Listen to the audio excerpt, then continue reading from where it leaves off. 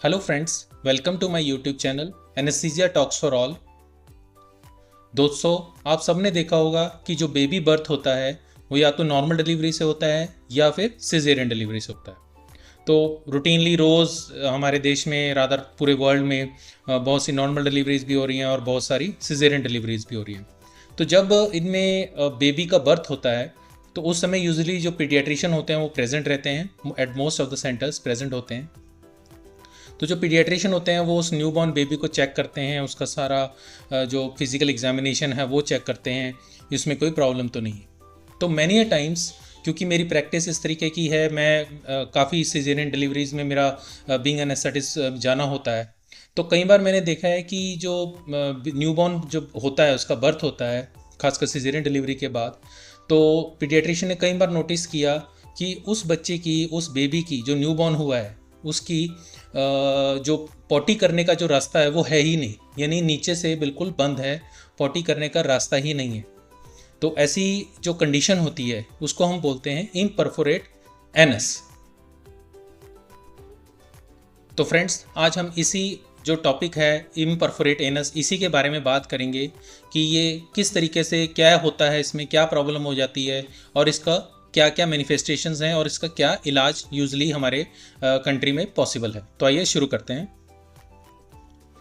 सबसे पहले हम जान लेते हैं कि what is actually this imperforate anus. तो रूटीन में क्या होता है कि a birth defect where a baby is born without a normal anal opening. तो आप ये साइड में पिक्चर देख पा रहे होंगे बेबी की। इसमें आप देखेंगे कि नीचे जो पॉटी का रास्ता है वो इसमें है ही नहीं, बिल्कुल प्लेन है, बिल्कुल क्लीन है, वहाँ पे कुछ भी कोई सुराख आपको नज़र नहीं आएगा। इसको बोलते हैं इम्परफोरेट एनस, मतलब वहाँ पे एनल ओपनिंग है ही नहीं।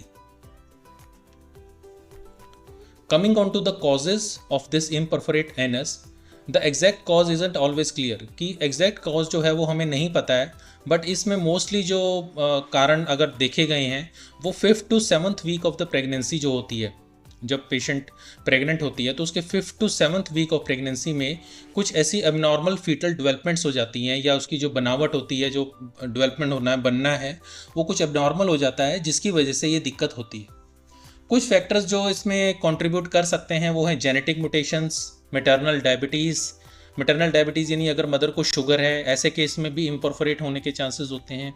या फिर ड्यूरिंग प्रेगनेंसी कुछ एक्सपोजर हुआ है मदर का हार्मफुल सब्सटेंसेस के से, चाहे उन्होंने कुछ खाया है या कोई रेडिएशन का एक्सपोजर हुआ है, for any what ever reason. More over जो इम्परफोरेट एनस है एक और इम्पॉर्टेंट सिंड्रोम से एसोसिएटेड होता है। यूजली कंजेनाइटल कुछ सिंड्रोम्स होते हैं जो ग्रुप ऑफ हमारे जो ऑर्गन्स हैं उनको इन्वॉल्व करते हैं। जैसे इसमें एक है VACTERL, vertebral, anorectal, cardiac, tracheoesophageal, renal, limb anomalies. मतलब ये सारी इकट्ठी ही उस बेबी में प्रेजेंट होती हैं। ग्रुप होता है जिसमें वर्टिब्रा भी में दिक्कत होगी, यानी स्पाइन में दिक्कत होगी। इनोरेक्टल मैंने आपको बता ही दिया कि इम्परफोरेट एनस होगी। हार्ट की प्रॉब्लम हो सकती है। ट्रेकोएसोफेजियल यानी जो सांस की और खाने की पाइप होती है वो, उनमें कनेक्शन हो सकता है। किडनी की दिक्कत हो सकती है, और जो हाथ या पैर हैं उनकी एनोमलीज हो सकती हैं। तो इस पूरे सिंड्रोम को हम वेक्ट्रल बोलते हैं। तो इसके साथ एसोसिएटेड भी ये प्रॉब्लम हो सकती है। इसका मतलब कहने का ये है कि अगर किसी बच्चे में जो न्यूबॉर्न हुआ है, अगर उसमें इम्परफोरेट एनस मिल रही है, क्योंकि वो तो सामने विजिबल दिख जाता है कि है ही नहीं एनल ओपनिंग, तो हमें बाकी जो प्रॉब्लम्स हैं, यानी जिस तरह इस तरह वाली जो प्रॉब्लम्स है, एक सिंड्रोमिक अप्रोच वाली, इनको भी हमें लुकआउट करना पड़ेगा कि उस बच्चे में कहीं एडिशनल ये वाली प्रॉब्लम्स तो नहीं प्रेजेंट है।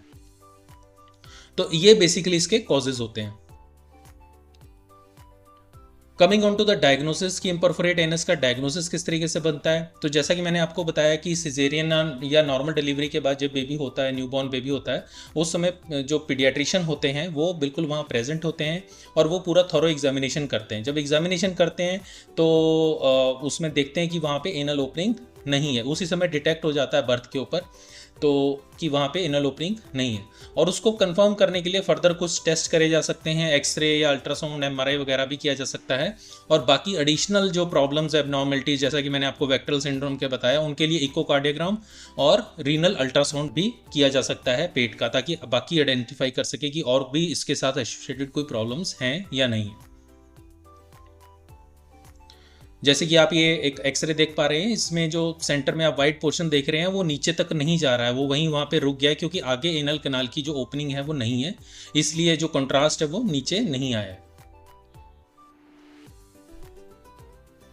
Coming on to the management of this problem, तो सबसे पहले तो हम एनेस्थीसिया पार्ट पे आ जाते हैं। न्यू बॉर्न को एनेस्थीसिया देना बहुत ही चैलेंजिंग होता है क्योंकि उस समय जस्ट उसका wait may be 2 kg 2.5 kg होता है। तो ऐसे केस में एनेस्थीसिया जो बच्चे को देना होता है वो बहुत ही चैलेंजिंग होता है और बिना एनेस्थीसिया के कोई भी सर्जरी खासकर न्यू बॉर्न में तो हो ही नहीं सकती।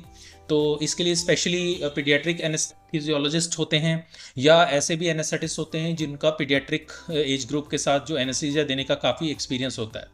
तो ये काफ़ी रिस्की रहता है और definitely they are experts in their field. आप ये पिक्चर में भी देख पा रहे होंगे कि एक छोटा बच्चा है, उसके साथ ये सारे मॉनिटर्स अटैच किए हुए हैं और साथ में एनेस्थेटिस्ट बैठे हुए हैं। वो उसको ऑक्सीजन की तरह मास्क दे रहे हैं और उसको अब आगे ऑपरेशन के लिए प्रोसीड करेंगे। ये एक दूसरा बेबी है, उसमें भी आप देख पा रहे होंगे कि मुंह में एक पाइप डाली हुई है जिसको हम एंडोट्रेकियल ट्यूब बोलते हैं, सांस की ट्यूब बोलते हैं। ये सब करने के बाद उसके बाद ही ऑपरेशन शुरू होता है। बच्चे को हमें खुद से सांस देना पड़ता है, इसको जनरल एनेस्थीसिया बोलते हैं।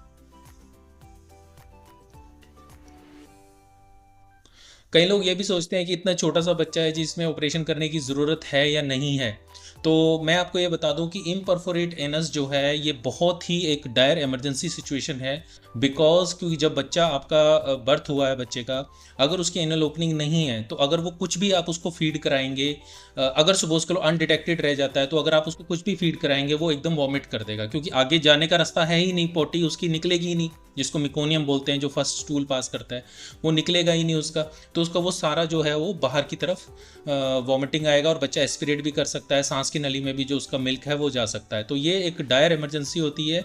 यूजुअली बच्चे का जो पहला जो इमरजेंसी केयर होता है वो फर्स्ट 24 to 48 आवर्स में जिनके ये प्रॉब्लम होती है उनको एक टेम्पररी कोलोस्टमी बना देते हैं, यानी इंटेस्टाइन का एक पार्ट जो है वो एब्डोमेन के ऊपर निकाल लेते हैं ऑपरेशन करके। जैसे कि आप ये पिक्चर में भी देख पा रहे हैं, ऑपरेशन करके जो इंटेस्टाइन का एक पार्ट है वो एब्डोमेन पे निकाल दिया है ताकि उसका आगे से अगर कुछ बच्चे को जो भी कुछ खाना पीना है तो वो यहाँ पे आएगा क्योंकि नीचे का रास्ता है नहीं।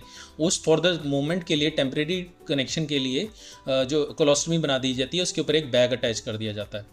साथ वाले पिक्चर में भी आप देख पा रहे होंगे कि इसमें जो इनल ओपनिंग है वो प्रॉपर से बनी हुई नहीं है। तो ये तो टेम्परेरी प्रोसीजर होता है जो उस समय बर्थ के टाइम करना होता है। उसके बाद 4 to 6 मंथ्स की एज के बाद या थोड़ा सा बड़ा होने पर डेफिनेटिव सर्जरी की जाती है। इसको बोलते हैं पोस्टीरियर सेगाइटल एनोरेक्टोप्लास्टी, जिसमें पुल थ्रू प्रोसीजर होता है। बेसिकली जो रेक्टम अंदर वाला पोजीशन होती है उसको रीपोजिशन किया जाता है, उसको थोड़ा पुल किया जाता है नीचे की तरफ और एक नई एनल ओपनिंग बनाई जाती है। इसमें कई बार फिस्टुला भी हो जाता है तो उसको भी फिर ट्रीट किया जाता है। ये मोस्टली जो पीडियाट्रिक सर्जन होते हैं जिन्होंने एमसीएच पीडियाट्रिक सर्जरी की होती है उनके द्वारा ये प्रोसीजर किया जाता है। ये भी बहुत ही कॉम्प्लिकेटेड प्रोसीजर है, नॉट ए रूटीन प्रोसीजर, और जो काफ़ी एक्सपर्ट हैंड्स में किया जाता है दोबारा पीडियाट्रिक सर्जरी द्वारा। ये आप बच्चे की पोजीशन देख पा रहे हैं। रिसेंटली मैंने एक बच्चा करवाया था जिसमें यही प्रोसीजर एनोरेक्टोप्लास्टी किया जाता है। तो पोजीशन बच्चे की उल्टा होकर लेटाना होता है, जैसे कि आप ये पिक्चर में भी देख पा रहे हैं। पेशेंट को इसको प्रोन पोजीशन बोलते हैं, बेबी को उल्टा होकर लेटाते हैं और जो सर्जन है वो पीछे यानी एनल कनाल वाली साइड से ऑपरेट करते हैं। ये एक और पिक्चर आप देख रहे हैं, इसमें भी सेम उल्टा होकर बच्चे को लेटाया हुआ है जो उसकी पोजीशन बनाई हुई है। ये कुछ सर्जरी के स्टेप्स होते हैं, आप देख पा रहे होंगे कि वहाँ पे इंसिजन दे के और उसमें एनल कनाल को जो एनल ओपनिंग है वो बनाई जाती है। पोस्ट सर्जिकल केयर काफ़ी इंपॉर्टेंट होती है। इसमें डायलेशन थेरेपी की जाती है क्योंकि वहाँ पे एनल स्फिंक्टर भी बनाना होता है ताकि जो पॉटी है बच्चा जब बड़ा हो तो वो रोक सके। ऐसा ना हो कि पॉटी लगातार उसमें से निकल ही जा रही है, कंट्रोल होना चाहिए बेसिकली। तो to prevent the narrowing of the new anus उसमें डायलेटेशन भी होनी चाहिए। Bowel management programs to help regulate stool function, ये पीडियाट्रिक सर्जरी द्वारा ही उनको गाइड किया जाता है कि इसको किस तरीके से पोस्ट सर्जिकल केयर करनी चाहिए।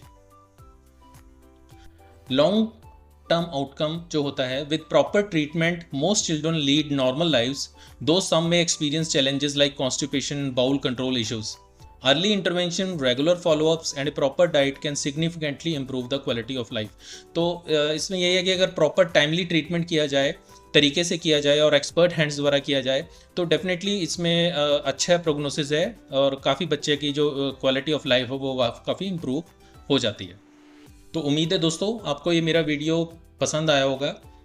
इम्परफोरेट एनस के रिगार्डिंग अगर आपके कोई कमेंट्स हों या कोई क्वेरीज हों तो आप प्लीज़ कमेंट सेक्शन में ज़रूर लिखें, और आप कमेंट सेक्शन में ये भी शेयर कर सकते हैं कि किस किस ने ये इशू को फेस किया है और उनका किस तरीके का एक्सपीरियंस रहा अपने न्यूबॉर्न बेबी के लिए, उनका किस तरीके का एक्सपीरियंस रहा या क्या उनका आउटकम रहा, वो भी आप कमेंट सेक्शन में शेयर कर सकते हैं।